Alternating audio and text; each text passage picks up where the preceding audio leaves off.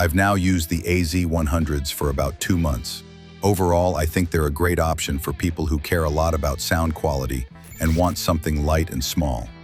If you're the kind of person who likes to tinker with EQ settings and listen closely to music details, you'll probably enjoy them. They shine with high-res audio and really let the instruments come through clearly. But they're not perfect.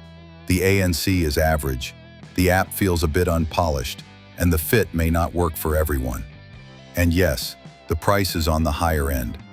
If I had paid closer to $200 instead of $300, I think I'd feel better about the value. Still, I don't regret trying them. I ended up keeping them, even though I briefly considered returning them. For now, they're my main earbuds, at least until something else really stands out. If you care most about sound and don't mind a little fiddling, they're worth a look.